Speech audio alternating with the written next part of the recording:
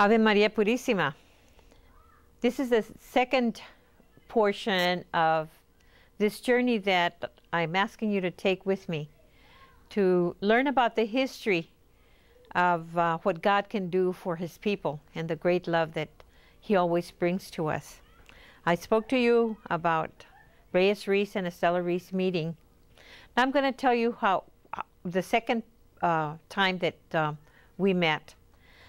I had told during the day that I danced with him, I had told Reyes that I worked in a place where they sold soda pop and ice cream, and used to call it the soda fountain place where everybody went to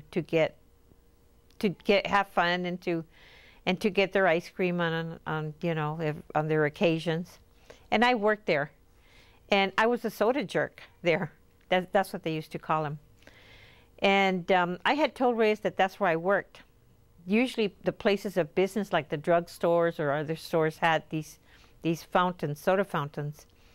And so I remember that about 2 or 3 days later, I was working there, and in comes Reyes Reese with his big smile that only he knew how to give.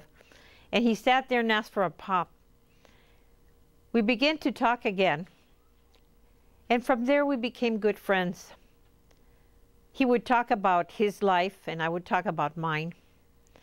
During those days, he told me about his own past life. He told me that his father had died when he was 7 years old, had been killed by a car accident. He was run over. His father was walking down the street, and a car had come and hit him. Reyes was 7 years old, and he told me it was one of the hardest things that he had ever experienced in his life. His father was gone, that man whom he loved so much. And he had grown up mostly on his own. By that time, he grew up on his own. He also, when he was 11, he burned his legs. He was standing near a fire and his pants caught fire, burned his legs to a point where he couldn't go to school for a year. He was about the 5th grade at that time.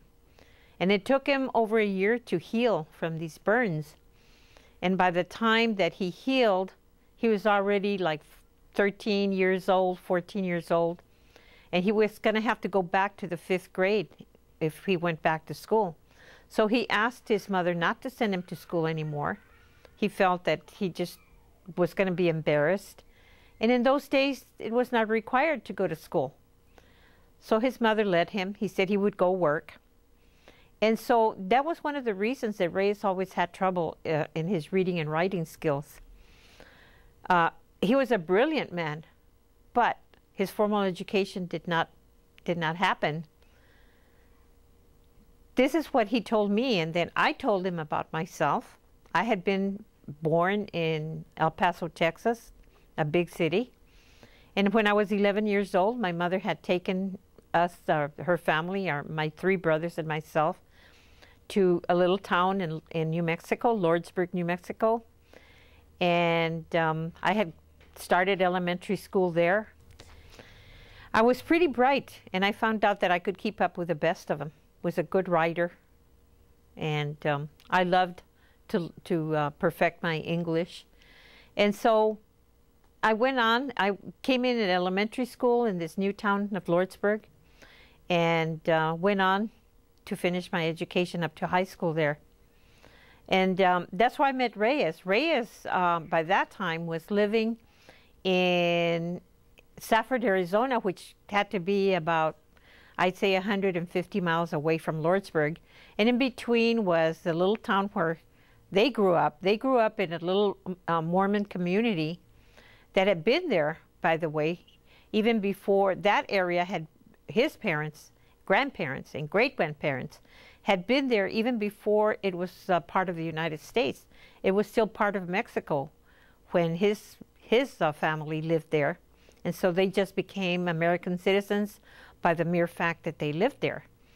And whereas my family came from Mexico, my mom and my father had come in from Mexico, and they met in the United States because they were young, very young when they came in. And they had married there in the United States.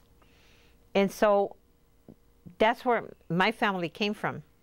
So we found all those things about each other and became really good friends, really good friends.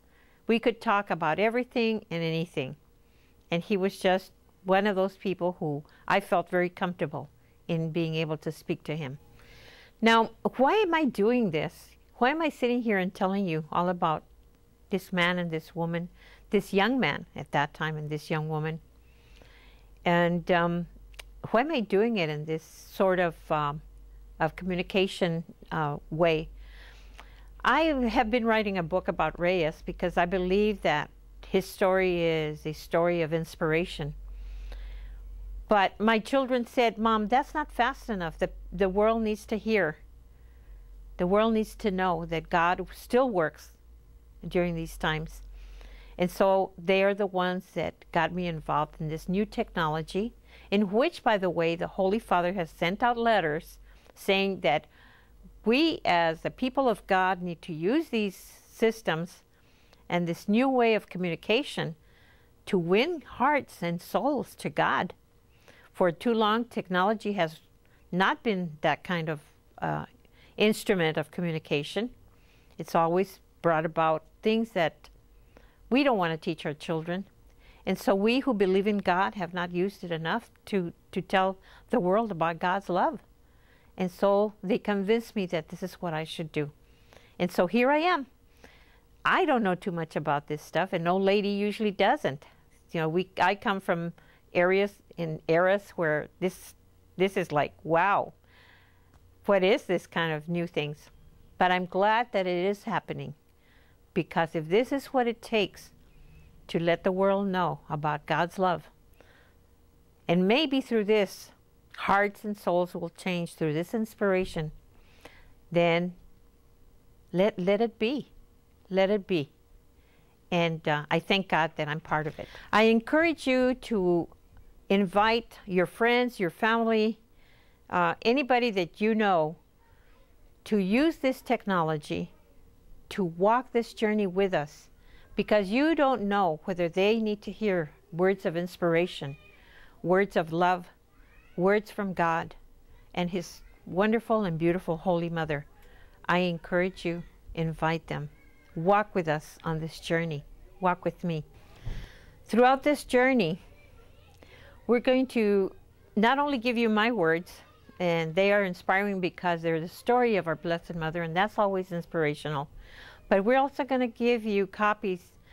We will post the messages that our Blessed Mother gave throughout the years, and they are as important now as they were 15, 20 years ago. I think even more important as the world slowly seems to be decaying. This is when we need them.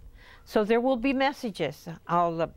Tom Petrisco wrote this book many years ago, and he has a chapter here called The Pearls of Wisdom, which are things that our Blessed Mother gave that are so important for us to hear over and over and over. So we're going to be posting these on there so that you may also be inspired by her words.